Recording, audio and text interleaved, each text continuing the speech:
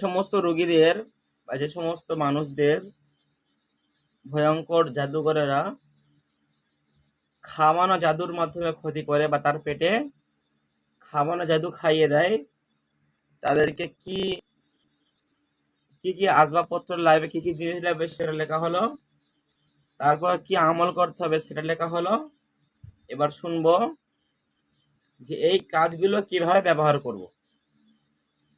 আচ্ছা, প্রথমে আমরা যে লিখেছিলাম নদীর পানি, সেটা জোয়ারের পানি কিংবা ভাটার পানি।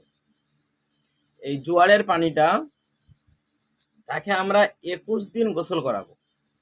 ঠিক আছে, সে রুগীকে 21 দিন গোসল করতে বলবো। 21 দিন গোসলটা কেমন করবে? সে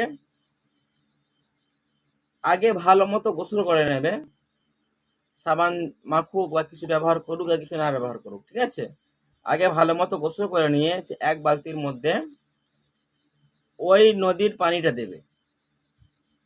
ঠিক আছে, ওই এক বালতির মধ্যে নদীর পানিটা দেবে। নদীর পানিটা দিয়ে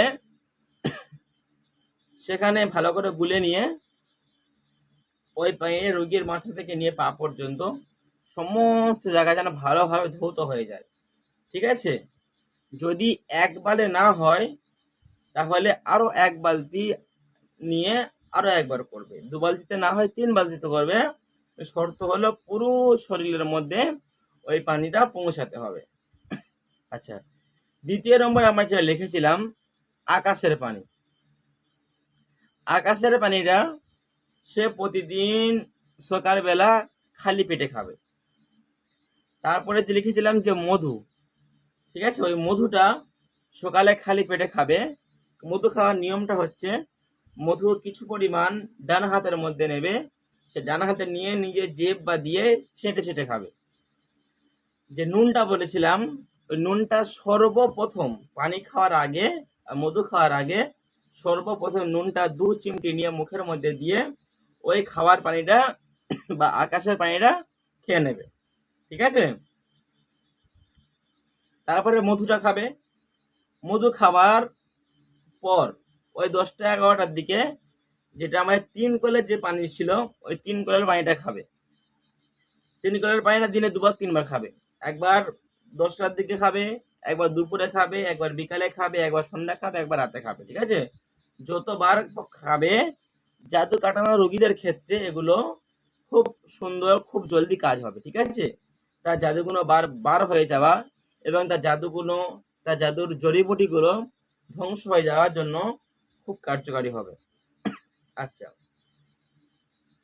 তো এইগুলো ব্যবহার করব। আর যেটা কুল পাতার যে কথাটা বললাম, ওই কুল পাতাটা নদীর পানির মধ্যে মুদাব্বির নিজেই ছিঁড়ে দিয়ে দেবে। ঠিক আছে, তো এটা হচ্ছে খাওয়ার নিয়ম। তো এইভাবে রুগীকে খাওয়াতে হবে মোট 21 দিন।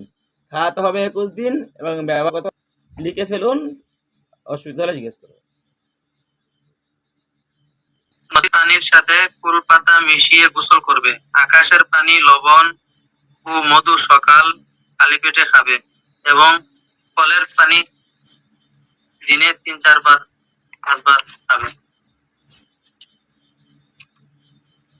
তারপর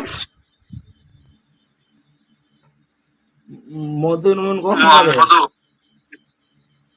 মধু নুন আকাশের পানি, লবণ ও মধু সকাল খালি পেটে খাবে।